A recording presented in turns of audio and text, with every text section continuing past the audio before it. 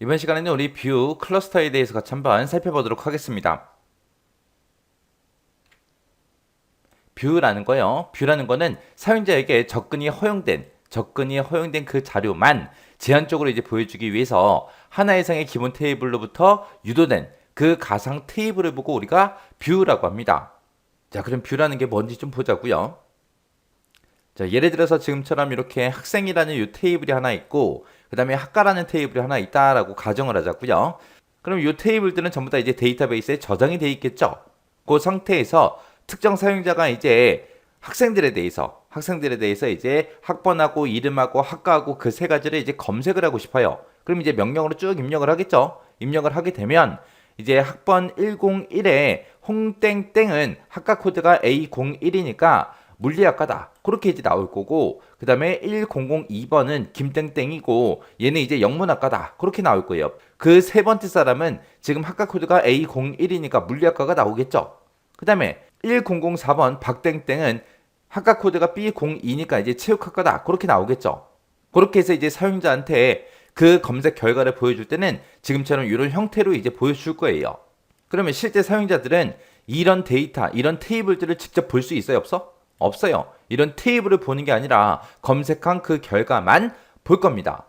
그러면 이곳에는 우리가 원래 학생 테이블이다 그러면은 학생에 대한 모든 정보가 다 들어있잖아요. 집 주소가 어딘지, 전화번호가 어떻게 되는지, 이 사람의 주민번호는 어떻게 되는지 그런 것들이 원래는 다 들어있을 거라고요.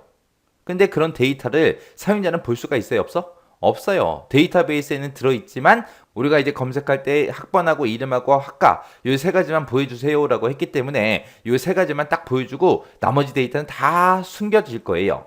그때 이런 테이블은 실제로 존재한다 안 한다? 하지 않더라. 하지 않더라. 이런 걸 보고 우리가 뷰라고 합니다. 뷰. 자, 그럼 뷰 좀 보자고요. 그래서 이 뷰라는 거는 누구한테 접근이 허용된 거? 사용자에게 접근이 허용된 그 자료만 제한적으로 보여주기 위해서 하나 이상의 그 기본 테이블로부터 유도된 가상의 테이블을 보고 우리가 뷰라고 한다. 그래서 이 뷰라는 거는 저장 장치 내에 물리적으로 존재한다 안 한다? 하지 않더라. 왜? 가상이니까. 존재하진 않지만 사용자한테는 있는 것처럼 그렇게 간주돼서 이제 표시가 되는 거죠. 그래서 이 뷰를 통해서만 데이터에 이제 실제로 접근할 수 있고요. 그때 이제 뷰에 나타나지 않은 그런 데이터들은 사용자들이 아예 못 보잖아요. 데이터를 이제 안전하게 보호하는 그런 효율적인 기법으로 그렇게 이제 사용할 수 있는 게 우리 뷰예요, 뷰. 그리고 이제 뷰가 정의된 그 기본 테이블이 됐든 뷰 같은 것들 있죠. 그런 것들을 이제 삭제하게 되면 그 테이블이 됐든 그 뷰를 기초로 해서 정의된 다른 뷰들이 있을 거 아니에요. 그 다른 뷰들도 자동으로 전부 다 이제 삭제가 됩니다. 우리가 이제 뷰를 만들 때 쓰는 게 create라는 이 명령어고요. 우리가 뷰를 이제 삭제할 때 사용하는 명령어가 drop이요, drop. 그래서 create는 생성할 때, 그 다음에 drop은 제거할 때 쓰더라. 그렇게 이제 기억하시면 됩니다. 그래서 요 뷰의 기본적인 개념 잘 기억하시고요. 이런 특징들도 눈여겨서 잘 보셔야 돼요. 자, 그럼 이제 뷰의 장단점 좀 보자고요. 자, 장점을 보면 이제 논리적인 그런 데이터에 뭐를 제공한다? 독립성을 제공하더라. 그리고 동일한 데이터에 대해서 이제 동시에 여러 사용자의 상이한 응용이나 요구를 지원해 주더라. 여러 명이 한꺼번에 접속해서 동일한 데이터를 보여달라. 그렇게 해도 이제 각각 전부 다 이제 보여준다고요. 그리고 사용자의 데이터 관리를 간단하게 해주더라. 이거는 뷰는 누구 입장이다? 사용자 입장이다. 사용자. 관리자 입장이 아니라 사용자 입장이요. 해서 내가 명령어를 써서 이제 어떤 것만 보여주세요. 그렇게 이제 명령어를 쓰게 되면 사용자가 원하는 것만 딱딱 보여주잖아요. 해서 데이터 관리를 간단하게 해주고요. 그리고 접근 제어를 통해서 우리 자동 보안이 이제 제공이 되더라. 이런 게 이제 장점이고요. 단점은 보면은 이제 독립적인 인덱스를 가질 수 있다 없다? 없다. 그거는 가상의 테이블이기 때문에 독립적인 그런 인덱스를 가질 수가 없고요. 뷰의 이제 정의를 변경할 수 있다 없다? 없더라. 그리고 뷰로 구성된 그 내용에 대해서 삽입이다, 삭제다, 갱신이다 이런 연산에 제약이 이제 따릅니다. 이런 단점을 가지고 있는 게 우리 뷰예요, 뷰. 그래서 뷰의 장점과 단점 정확하게 구분할 수 있게 잘 보셔야 됩니다. 자, 클러스터라는 거요. 클러스터라는 거는 우리가 데이터 저장을 할 때 데이터 XX의 효율을 향상시키기 위해서 동일한 성격의 그 데이터를 동일한 데이터 블록에다가 저장시키는 그런 물리적 저장 방법을 보고 우리가 클러스터라고 그렇게 이제 불러요. 그래서 예를 들어서 이제 동물원에서 이제 데이터베이스를 구축을 했어요. 구축을 해서 그 데이터베이스 안에다가 이제 각종 동물들에 관한 그런 정보들을 전부 다 이제 입력을 다 시켜놨습니다.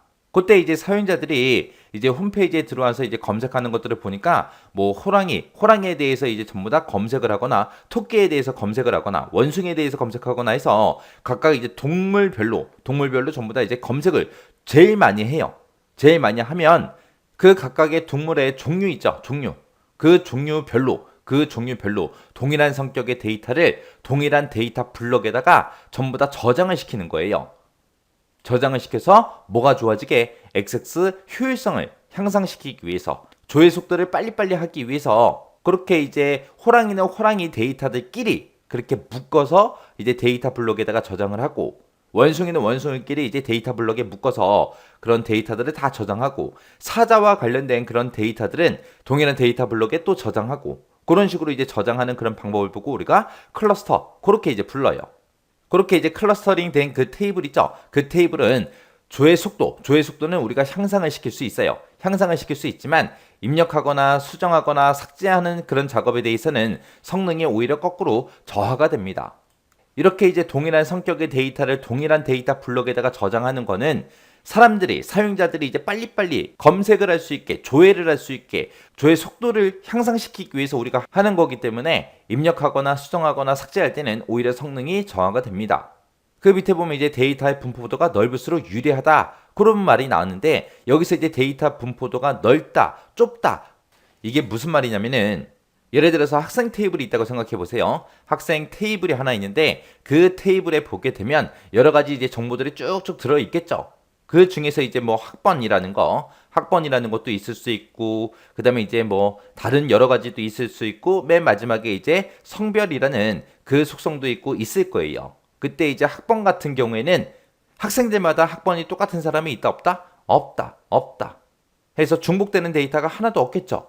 그래서 얘는 이제 중복이 없을 거예요. 중복이 학번이라는 거는 중복되는 데이터가 거의 없을 거고, 그 다음에 성별 같은 경우는 남 아니면 여 둘 중에 하나죠. 그러면 중복되는 데이터가 많다 적다?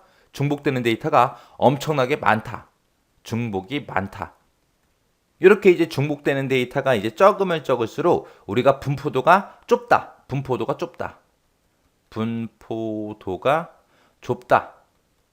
그렇게 이제 얘기를 하는 거고, 성별처럼 남 아니면 여 둘 중에 하나잖아요. 그죠? 그럼 남학생도 엄청나게 많을 거고 여학생도 엄청나게 많을 거예요. 그렇게 중복이 많은 그런 데이터를 보고 우리가 분포도가